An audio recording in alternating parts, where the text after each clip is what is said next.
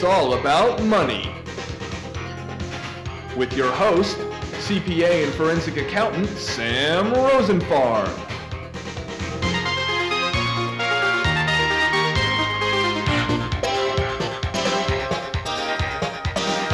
You're watching It's All About Money, and nobody knows more about money than accountants. Hi, I'm Sam Rosenfarb. I'm a forensic accountant. I've been an accountant for over 30 years.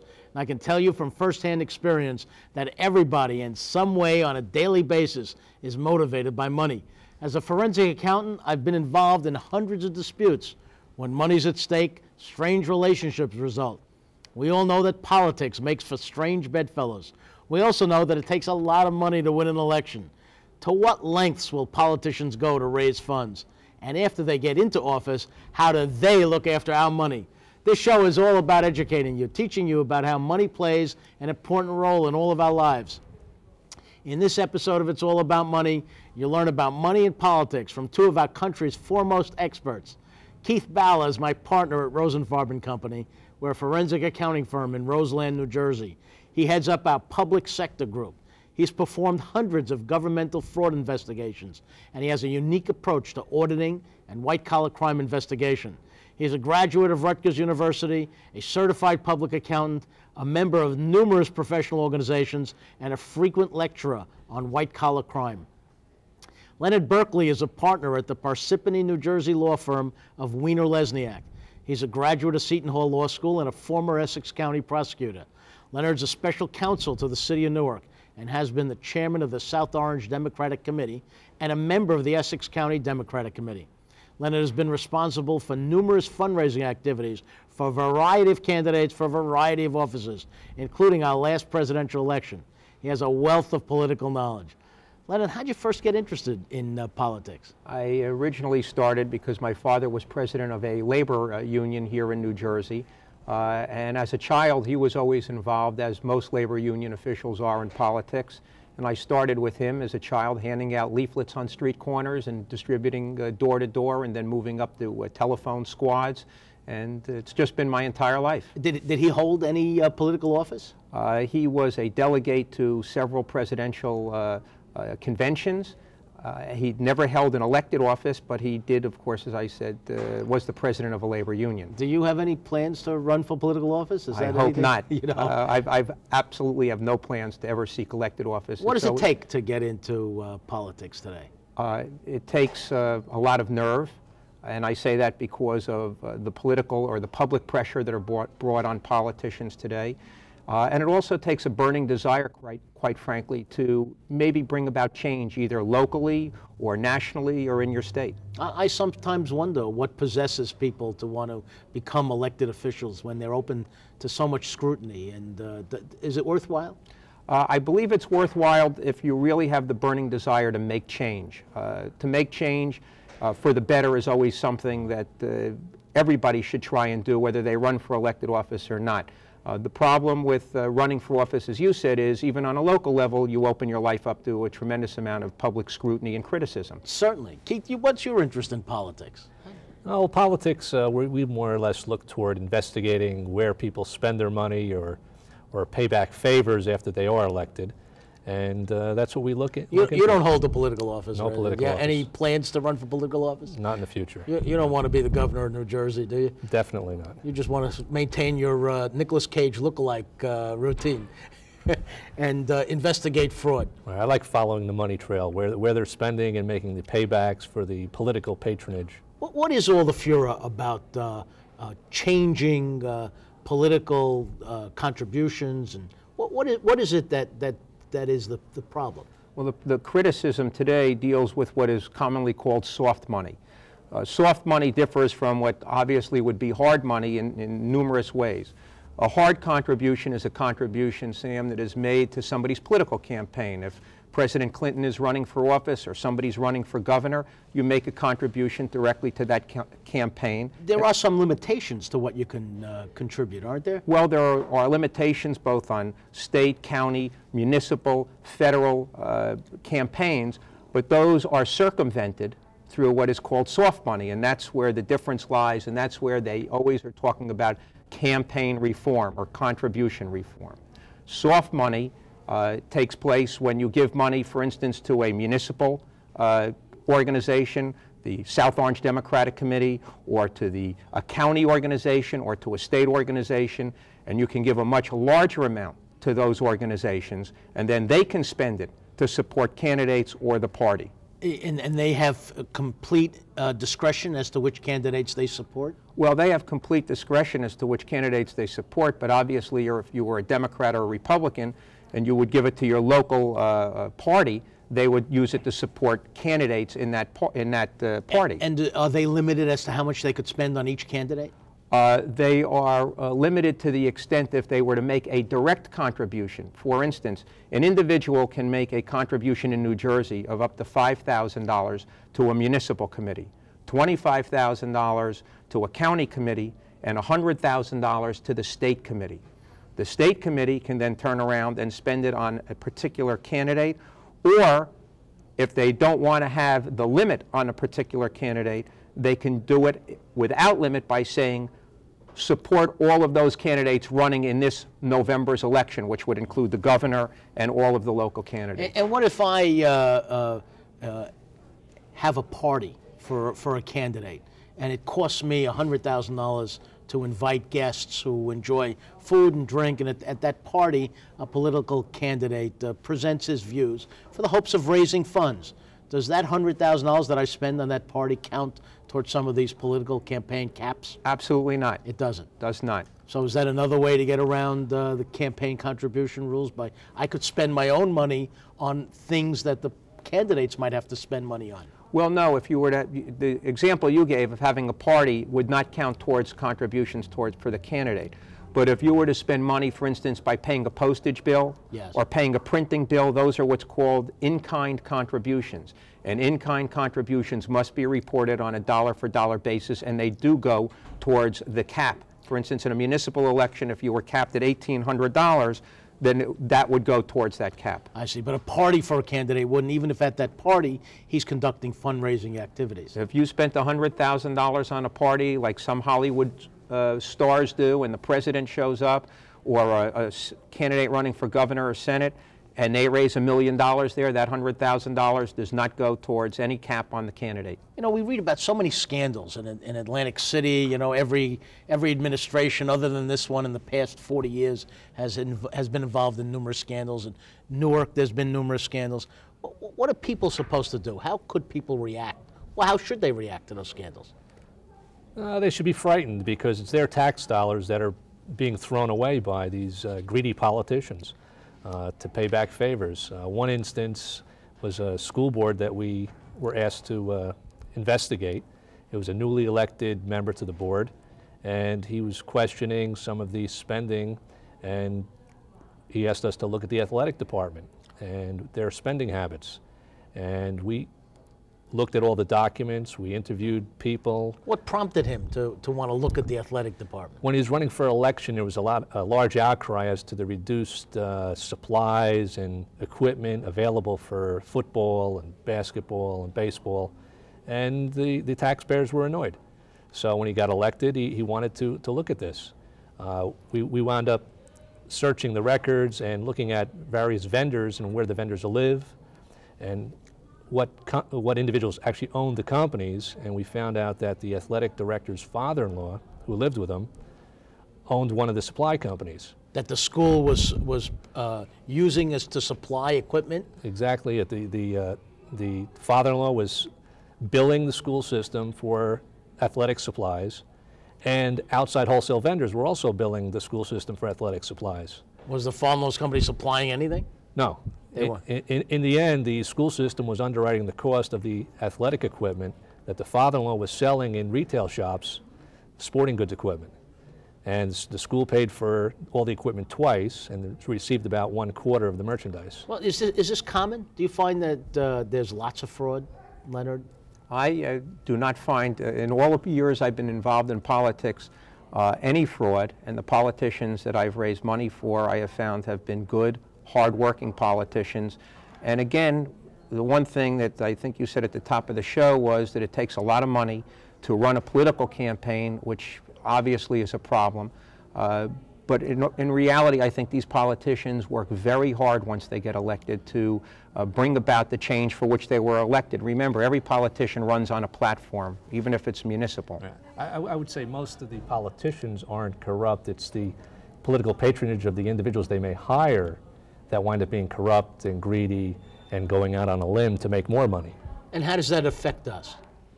How does that greed affect us? That's a direct waste of our tax dollars from providing the services that we would normally receive. I read a survey which said that the preponderance of candidates who win election outspent the opposition. That the person who spends the most in election is more likely to win. Does that make sense? Absolutely, because elections today, as everybody knows, are media driven.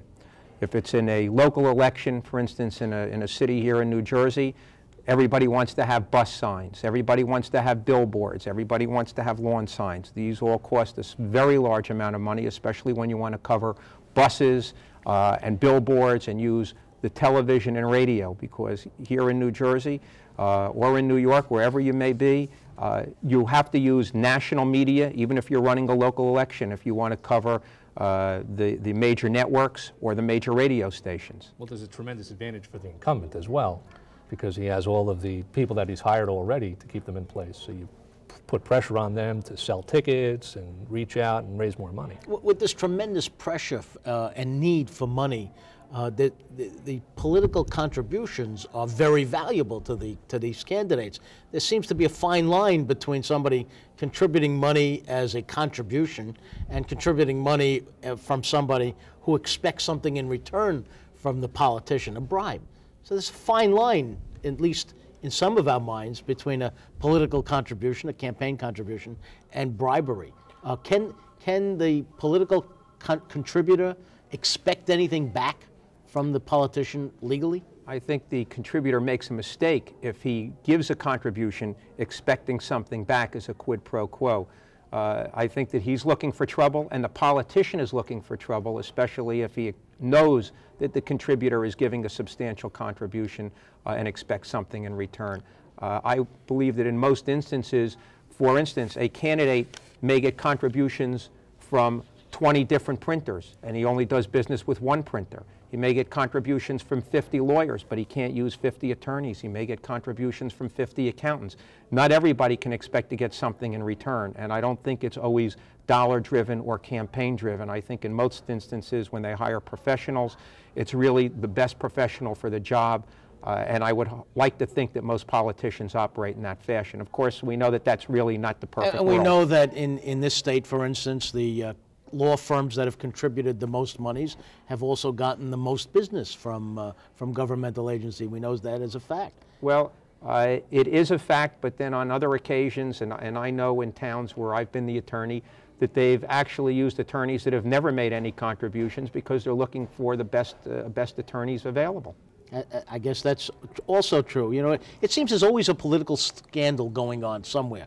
Do you think that politicians are more prone to wrongdoing, or is it just the media who has this frenzy on political wrongdoing? I think it is a greater hype within the media to really attack the politicians and pull these issues out and throw them out on the table and exaggerate them as well. You know, we know that there's a lot of decisions, a lot of votes are partisan. Very few bipartisan decisions made or votes cast anymore. Is that do any politicians run their office based on rational personal decisions? I guess the question is, how does partisan politics enter into the decisions of a politician? Well, the way they enter into a decision is always a candidate runs on a platform, and a candidate knows what their constituents are seeking and want. A candidate or an elected official will never vote, or should never really vote, against the way the people that elected that candidate expect to see them vote, whether it's on a school board issue or municipal spending or governor's election and spending after somebody gets elected governor. Should he vote in a manner consistent with his own personal beliefs, or in a manner consistent with what he believes his constituency wants? Well, I believe, and I would hope again, that they would, in most instances, be the same. that a candidate would be in step with his constituents or an elected official. If he's not in step, then I think he should probably vote his conscience. With that note, we'll be back after this short break with It's All About Money, talking with Leonard Berkeley and Keith Balla on politics and money.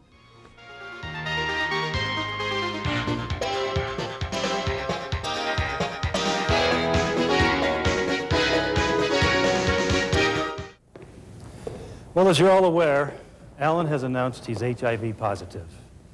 He's okay, but does anybody know what he's going through? What do our people think? We need to get on this. Shirley, do we have an employee policy? Are we required to set one up? Kurt, is he covered by our insurance plan? Okay, Ellen, as his manager, is he entitled to extra time off?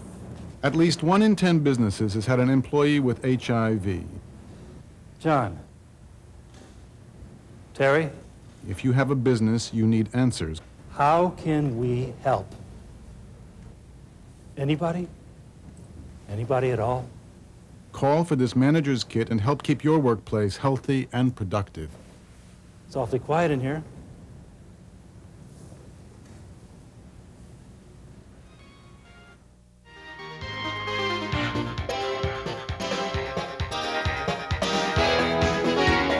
Watching It's All About Money. We're here with Leonard Berkeley and Keith Balla talking about politics and money.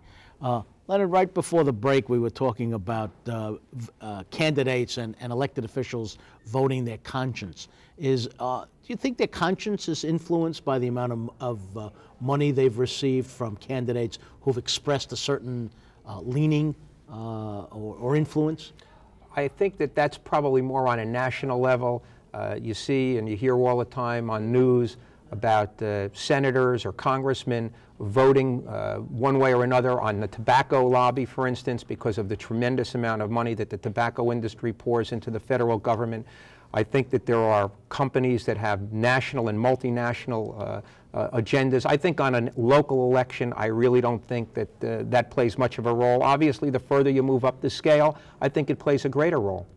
What is the role of political action committees, these PACs that we read about? Political action committees can be started by you or me or anybody who wants to. They can be started by a politician. The contributions to political action committees are non-reportable. And the contributions made by political action committees to a candidate are not required to be reported. And there are no limits? There are limits to the extent that I believe a political action committee can contribute in a governor's election up to $25,000, and on a national level it's many hundreds of thousands of dollars. On a Senate level it's very large, on a congressional level it's large, but it's way beyond the $1,800 that an individual may be able to contribute to either a governor's race or the presidential campaign. So we could get campaign. around the caps by forming our own political action committee? No question about it. Political action committees have served as a fundraising tool by candidates who start their own political action committees.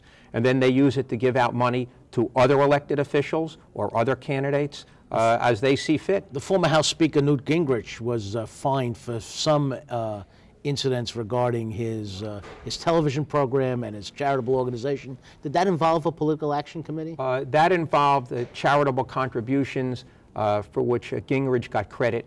And he was censured for it by the House. Could he actually receive a salary for running his own PAC? He cannot receive a salary for running his own PAC, but of course it gives a tremendous advantage if an elected official, for instance a governor or a congressman, has a PAC and has many hundreds of thousands, and some of them, quite frankly, have millions of dollars into their PACs. They can contribute to other candidates on a lesser level or a greater level that they want to see get elected, and then those candidates, in many instances, feel an obligation to a higher up authority, both politically and financially. That's pretty interesting. So I could use my PAC to contribute to your campaign, and you could use your PAC to contribute to my campaign. Absolutely. As well. And it's not reportable.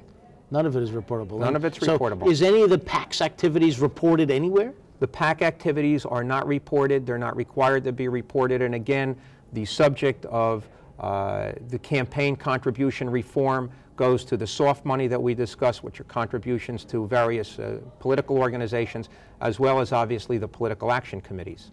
Keith, as an accountant, do you see differences between the accounting departments at government versus the accounting departments at commercial enterprises? It's like night and day. It is. A commercial enterprise, the accounting department has a lot of controls, policies, and procedures, and they're followed. The employees understand those policies. There's a segregation of duties. And a quick example would be we looked at a municipality where the roads and sanitation budget and expenditures were the same year after year for 10 years. And somebody raised the question, how could that be the same? We've had some years with major snowfalls, some year with no snowfalls, and yet the budget's always the same. And we did an investigation to see how could this be. How could it be? It's a good question. Well, it turned out the director was committing a fraud, and he was in collusion with the snow plowing vendors.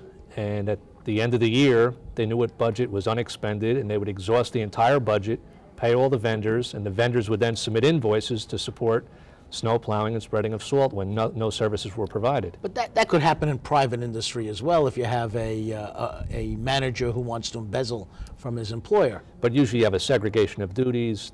In this particular case, this one individual approved the ordering, approved all authorizations for payment, approved the certificates for performance, so they had sole control, and that's not typical in a commercial enterprise. And why aren't the controls in place at government that would ordinarily be in place at a commercial enterprise? They are in place on a piece of paper. The place they're not is they're not implemented out in the field in the operations. You mean the controls exist in the manuals, but they aren't implemented? Right. Nobody knows what the manuals are, nobody knows what the procedures are, and then they don't follow them. And when they're not dealing with their own money, they're spending your dollars and my dollars, from taxes, and there's no accountability there. What's the role? What do you see as the role of government? Why do we need all this money in government? Well, the role of government is obviously to serve the people and make their lives better, not worse. Government has to help run the day-to-day operations, quite frankly, of our lives. There's nobody in this country that isn't touched by government on a daily basis, whether it's their local police department, which is run by the local municipal government, the fire department. It starts at the very bottom, and that's the grassroots of all politics. How does one get into politics today? How could we start? Well, if somebody were a young person who wanted to get started in politics, because it's a tough business to get started in once you have a big track record before you and you're not young. But as a young person, the way to get involved in politics is to become involved with your local party, whether it's the Democratic Party or the Republican Party. How should one choose whether they want to be Democrats or Republicans on a local level? Probably based on philosophy and what they've seen happen in their town. The only problem here in New Jersey is that we also have a very, very strange form of government called the Faulkner Act form of government, which is nonpartisan. For instance, in the city of Newark, Newark is a Faulkner government. There's no parties. Everybody runs just as an individual. So the mayor of Newark is neither a Democratic candidate or a Republican candidate. That's correct, and neither are any of the council members. Now, that doesn't mean that they may not also obviously be Democratic and be involved in Democratic Party politics on a county level or a national level, congressional level, but when they run for office in what we call the May elections, those towns are Faulkner forms of government, and 50% of all of the towns in New Jersey are Faulkner governments. And how is a particular party could support an individual even though they're a Democrat or Republican? Well, a particular party can, but I will tell you that as far as I know in my own experience, which goes back a long time over a lot of municipal elections, I know of very few Democratic or Republican organizations that get involved in Faulkner form of government elections. And what was the theory behind eliminating the Democratic or Republican parties from these municipalities? It was done years ago in order to take away the quote, politics of an election, or to take away the various divisions that political parties cause. In fact, in 1985, the governor at that time brought about a study commission to see if the Faulkner form of government should be abolished. And they found that it worked better than the Democratic and Republican forms of government, or at least as well and it was decided not to abolish the Faulkner form of government, which is in the New Jersey Constitution. And some of the municipalities have the typical two-party approach? 50% have the two-party approach, and 50% have the Faulkner form of government with no parties. And so in the election booths in those municipalities where there's a Faulkner form of government, there's no Republican line or Democratic line? That's correct. They're just individuals? For instance, in Newark, there are 9 members of the city council. They don't run as a slate. They run as individuals. The mayor runs as an individual. He doesn't run as a Democrat or a Republican. He may have, as a party line, support good government with his or her particular name on it. Somebody else may have Save Our City, SOS, or SOC. Right. SOS, it was in a school board election, Right. which stood for Support Our Society, or whatever the euphemism was. But these are all local candidates and local names without political affiliation. That's pretty interesting. Do you think that has an effect on whether or not those candidates are prone to abuse any of their discretion once they get into office? Not being affiliated with a particular party when yes. they're elected, I don't think it matters at all. I think a lot of it has to do with who they have to pay back once they're in office, and what they're going to have to do to get these people on board with patronage, with jobs, and no-show jobs in particular. School board elections are held in May, aren't they? Why are they different than November? Because it seems like there's a smaller turnout at school board elections because of them. Is it because of the May dates? Well, I think it's because of the May dates, and obviously the elections that bring out the most candidates are the presidential and the congressional, and as you move down the ladder, you have less and less. But the school board elections are also nonpartisan. They are not Democrat or Republican. What's some of your interesting investigations, Keith, that you've been involved in? One that we had down south was quite interesting, involving a tax collector. A newly elected council person came on board and had some questions regarding the high taxes in the town, and questioned the tax collector and developed suspicions and engaged us to take a look at the operations that the tax collector was conducting.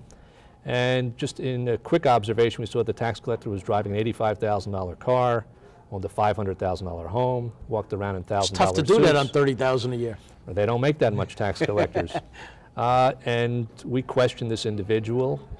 Individual was very open with us, and we're very tenacious in our investigations. We looked at some of the records, looked around the office, and we found what looked to be additional tax bills for additional assessments like decks and sheds and garages.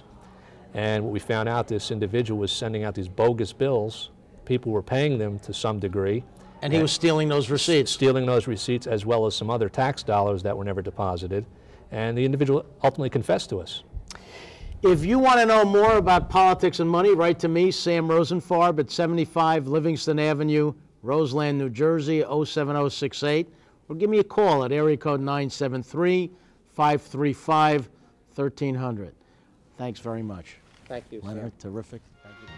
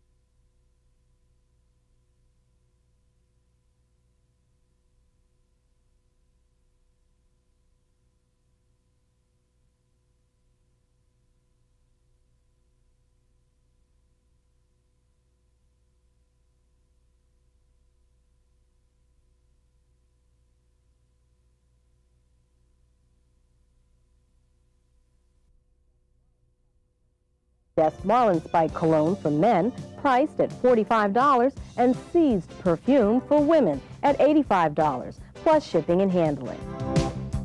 Let's talk about pet products. Noah's Ark is offering a new high-quality line of natural pet products using all human-grade raw materials to provide antioxidant nutrients. As a dog owner and one who gives lots of treats, I was delighted to find their new pet chewable wafers. When I offer my dog a treat, I know that not only does it taste good, but it's good for her. The wafers come in 2 convenient sizes, 90 wafers for $17.95 and 270 wafers for $49.95, plus shipping and handling. Call today. Both you and your dog will be glad you did. These days, we all understand that water is a limited commodity and that its use must be managed carefully. Organizations like the National Water Resources Institute have acquired a great deal of practical knowledge on how to extend a community's uses of the public water supply through some very innovative methods of recycling. Here's our report. Water is just as recyclable as glass bottles, rubber tires, or any other recoverable resource. We've looked at some of the industries like glass and aluminum and all that, and they're around 70 to 80% in some cases recycling their products. Looking at California, we recycle less than 1% of our total water supply. And the question is, why don't we do more of this? And I think the answer is that we haven't done a very good job of educating the public, first of all, of the needs to do more recycling, and secondly, the safety, the health issues that they're concerned about are not there. It's a tough thing to do, but once you explain the health criteria and protection with recycled water, they're more confident with that. And what we found is the water industry needs to become an advocate for recycled water, and they need to become advocates within their own industry and with the general public. I think the other part of the public perception that will be particularly powerful once we get the ability to demonstrate fairly clearly these technical aspects of it and these safety aspects of it is the environmental benefits of it. This is very compelling. It lessens the burden on natural resources. It makes us able to share those resources with nature itself in this growing consciousness that we have for the environment around us. In many parts of the world, people assume that an abundant supply of pristine water will always be available. To many people, the idea of recycling bottles or cans is one thing, but recycling water is something else.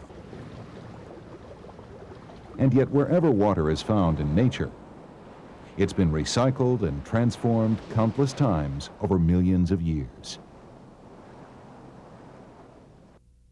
Nature is the ultimate recycler of water. It's called the hydrologic cycle.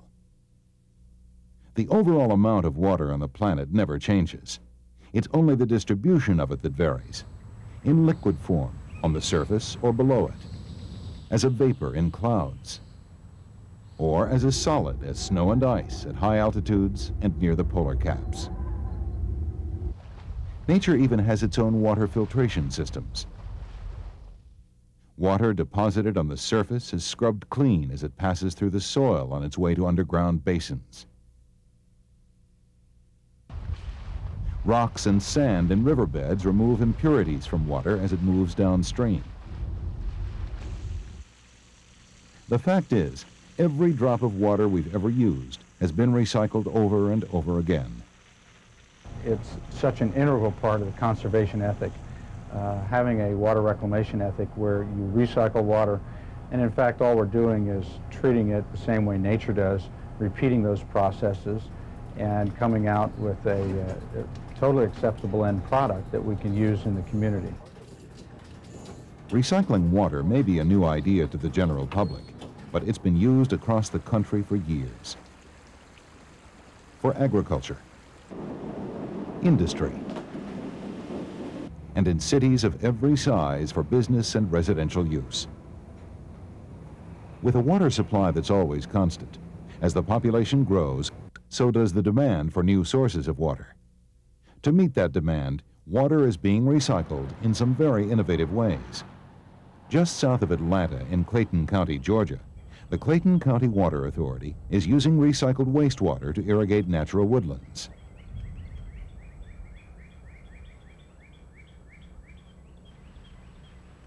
In the 1970s, the early 70s, the Clayton County Water Authority was faced with an increased population and a decreased ability to dispose of its wastewater.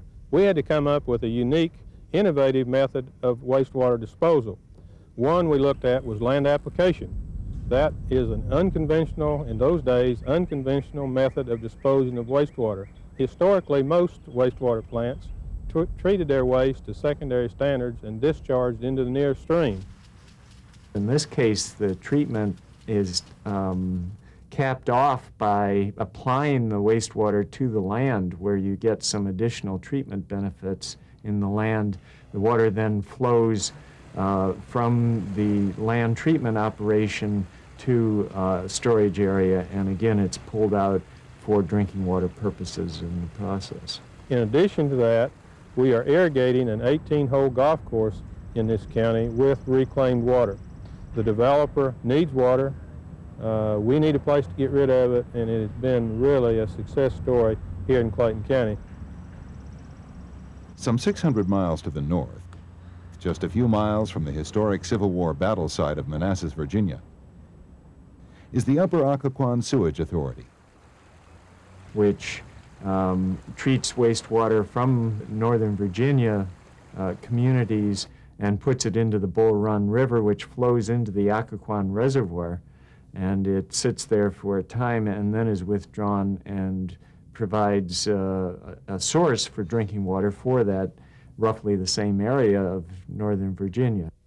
Surprisingly, the Northern Virginia and the Washington metropolitan area is a water-short area.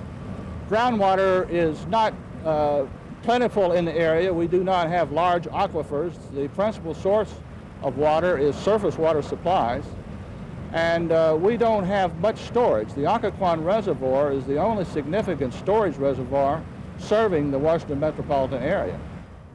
The water going into the reservoir is of high quality, and the drinking water is of very high quality. There's no sense on anybody's part that there's any safety problem for public health associated with this. And it's extensively used for fishing. We sell 600 or 700 fishing licenses each year. It's one of the best bass fisheries in this area. In Yuma, Arizona, the United States Bureau of Reclamation operates the largest water recycling plant in the country. The majority of the nation's lettuce is grown within a 50-mile radius of Yuma. The water being recycled here isn't wastewater from sanitation plants, but the runoff from agricultural fields. The flow to the plant comes from an agricultural district wherein the salt content of the water is too high for further reuse, so it is wasted to the sea if it is not desalted. This water desalted here is then put back into the river system for reuse. Water quality is very good from the plant. It reduces the salt content from about 3,000 parts per million to about 300 parts per million. And this water would meet city water requirements anywhere. If you've been saying no to coffee because the acid upsets your stomach, or you prefer a mellower brew, Pure Roast coffee is worth a try. The manufacturers of Pure Roast have adapted the traditional Venezuelan method of slow roasting coffee beans in rotating sealed drums, 15 times longer for 40% lower acidity. Choose from Peruvian hazelnut, organic Lost Art blend, organic Oaxacan house blend, Oaxacan chocolate almond, house blend, espresso roast, dark French roast, or dark French roast decaf. Order any 3 of the 14-ounce packages for just $23.75, which includes shipping and handling. Feel better, not bitter. I grew up on the plains of West Texas. When I was 10, I fell in love with a movie that told of the highest peaks on the highest mountains of the world. I've climbed 100 mountains since then, but none haunt me more than than those I remember on the plains of West Texas. Call your local cable operator or satellite distributor. Heavy industry has been recycling water for decades. The Bethlehem Steel Plant in Baltimore, Maryland has been using recycled water for over 50 years. To the best of my knowledge, this is the only steel plant in the world that's using treated municipal sewage as a coolant and supply water in their processes. In 1942, we recognized the need for a fresh water supply, and in dealing with the city of Baltimore, we take their discharge from their large sewage treatment plant to the extent of about 100 million gallons a day. The water coming from this treatment plant is essentially fresh water. It's treated municipal sewage. And we use this water in all our processes at the plant, and in some cases, some of our solutions that we make up for pickling and plating. On the other side of the coin, Bethlehem Steel sends back to Baltimore City what they call a pickle liquor, which is really some of the materials that have been dissolved in some of this water, particularly iron chloride, and they send it back to the wastewater treatment plant where they add it to the wastewater treatment plant, and it helps precipitate out phosphorus, which is harmful to the Chesapeake Bay. So there's sort of a symbiotic relationship there. Something like that is a very good example of water reuse. We couldn't afford to buy that kind of water. The water we get at a very good price from the sewage plant, and on top of that, it diffuses their discharge throughout the Bay Area rather than coming out of one outfall. 3,000 miles away in Los Angeles County, the West Basin Municipal Water District has built one of the largest reclaimed water facilities in the country to serve the water needs of another major industry. All 5 of the largest refineries in Southern California, plus the independents, are all within our service area. And they use a tremendous amount of water. A refinery typically uses about 10 MGD of water. They use it for cooling purposes in cooling towers, and then they also use it for boiler feed makeup. And they're critically dependent on a reliable, continuous supply. So once we explained the benefits of water recycling, did a lot of technical evaluation to show how they could use the water, and were able to come up with some creative financing for them. They've kind of joined in, and they're partners in the project, and we're really looking forward to getting them online. A few miles down the freeway in the city of Irvine, the Irvine Ranch Water District has been a leader in recycling water since its inception. The district was formed in 1961 when the whole area had no residents and was largely agricultural. We have some groundwater, but we were always short of water. And in the water short area, we looked for new ways to make that come to pass. The way that we found that was different than everybody else is reusing our wastewater. And we put in a reclamation system that could be made available to the entire district for landscaping, for schoolyards, for open space, for parks, and areas that homeowner associations maintain in the landscaped variety. That created for us a dual distribution system so that we could distribute our treated wastewater in a way that this repurified, reclaimed water could be used and substitute actually for imported water that the area would need. Here at the Water District headquarters, we use reclaimed water through all the drip irrigation systems, and drip irrigation is one of the methods that can save tremendous amounts of water. It reduces and almost eliminates all water runoff, all evaporation from traditional spray irrigation systems.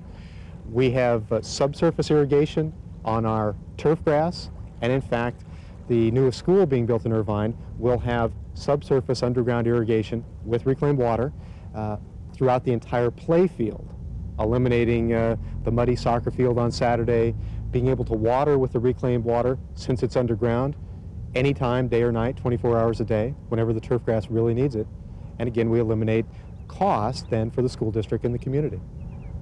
One of the highest uses throughout the world is bringing it indoor and using it as toilet flushing water in urinals and restrooms. Found that 70% of the water use was in the office building was actually toilet flushing. And that can be a use then, an expanded use of reclaimed water. This is not the first place in the world to do it, but it is the first place in the United States where we've taken a municipal treatment plant, recycled the water, and put it inside of commercial buildings. It took a lot of work to build the institutional assurances that were put in place by the district with the health departments and with the consuming public. And in fact, the building was dual plumbed throughout the design and development process of it. And the processing unit to make that reclaimed water almost crystal clear in the toilets is right on site there to Geneva Building. Again, a tremendous asset then for the community and saving a tremendous amount of water, domestic water, for other uses. Perhaps the last remaining challenge is the most difficult to overcome. Not technology or experience, but the public's perception of using water, which has already been used. Historically, the public fears things it doesn't understand. People in my position of water and wastewater have a challenge ahead from public relations. Pure is an ambiguous term, and I'm not sure where it begins or stops. I'm not sure where wastewater becomes drinking water, except from a technological standpoint. It's all at one time been reclaimed. It's been used over and over. Unlike fossil fuels, we're not running out of water.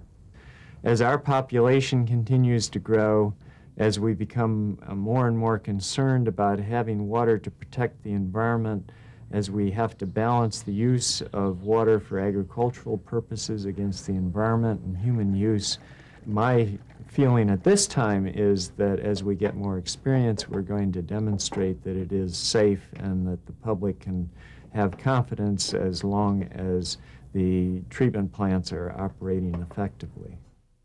BioBands, a new way to combat traveling discomfort, and not only motion sickness, but many people say these bands are effective in handling morning sickness and nausea caused by flu or chemotherapy. BioBands are acupressure wristbands worn just like a wristwatch, often providing natural relief by applying gentle pressure to a motion sickness point on your wrist. Many users say that they give you the comfort you want without any side effects of drugs. BioBands, available in black, red, gray, or white. 3 to a package for only $25, plus shipping and handling. The fact that you've been watching the Ecology Channel tells me that you are environmentally conscious and would be proud to carry this heavy canvas bag made entirely of recycled material. But there's another group of people out there who haven't given much thought to protecting the environment. Oh, they know they should, but it just seems to take too much time to recycle or separate. But you know, every time one of them sees you carrying this bag, they'll be reminded of the importance of protecting the environment. So why not order one? They're only $10.95, and if you order 2 or more, $8.95 each, plus shipping and handling. The Great American Yard Sale. In a way, it's the ultimate national recycler. Correspondent Sidney Seward visited several late summer sales and has this report for us. Now, how much for one of these? $5. Okay. I normally would not want to pay $5. It's probably worth much more than that. I would then say 5, 10, 15. I'd try to buy the 3 for $9. Okay, if I can't, then you have to learn to be a winner and learn to be a loser. Then you don't continue. I mean, if I find something very lovely, then I'll pay whatever the price is.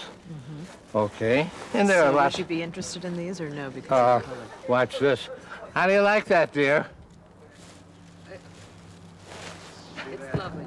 Negativeness. That's all I have in my whole family is negativeness. Well, that's all right. I'm dying to buy something, and she says, where are we going to put it? It's a Lazy Susan. I have all the pieces and everything. It sort of gets me out, and it's fun to talk with people and argue prices and make a little bit of money for things that I've been holding on to for too long. How much money can you make? I'm hoping to make a good $1,000. You want to open it up? It's a double one. You fit 2 kids in here. Here, North. You know? Well, we'll leave it open anyhow.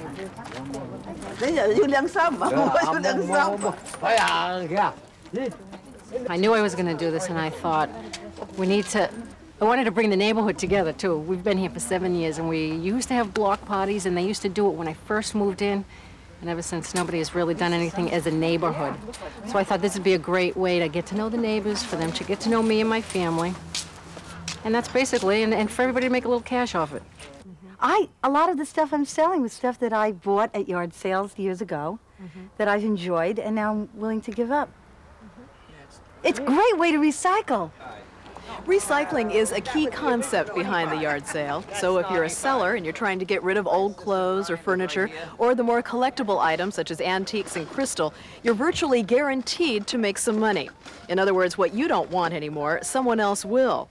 And if you're a buyer, and even if you don't find a bargain, which is highly unlikely, just the chance to relax, to meet people, or to spend the day with the family is well worth the trip and the effort. Today, our senior correspondent, Uma Pemaraju, brings us up to date on 2 interesting books. The first deals with one of the world's most beloved animals, which is also, unfortunately, one of the more endangered. Uma? It's called The Last Panda by George Schaller, and it's published by the University of Chicago Press. Schaller is Director for Science at Wildlife Conservation International, a division of the New York Zoological Society. The Times describes this book as a distinguished biologist's group portrait of the most endearing creatures I have ever seen, and a catalog of human bungling that may guarantee the extinction of the giant panda. The book is 291 pages long and is profusely illustrated. The price is $25. Out of Control, Global Turmoil on the Eve of the 21st Century. The author is Zbigniew Brzezinski, former National Security Advisor at the White House. The publisher is Charles Scribner's Sons. Our correspondent Don Ream talked with Dr. Brzezinski about the book at his office in Washington.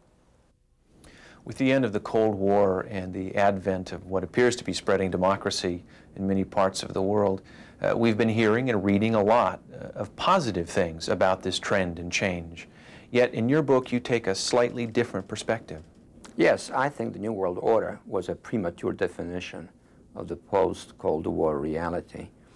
If I had to find a couple of words which capture the defining essence of our present historical era, something which will last probably for several decades at least, I would use 2 words from the subtitle of my book, Global Turmoil. I think that is the new defining reality. The rise of political activism around the globe is viewed by many, again, as a positive aspect. But do you see a downside of this growth of political activism? It's not a recent rise of political activism, but rather it's the cumulative consequences of the global congestion, with so much of mankind living in large urban slums, and with the majority of it under conditions of considerable poverty, and of greater access to means of mass communication, which make people more aware of their external reality, but on a global scale, which then in turn produces the phenomenon that I describe as global political awakening.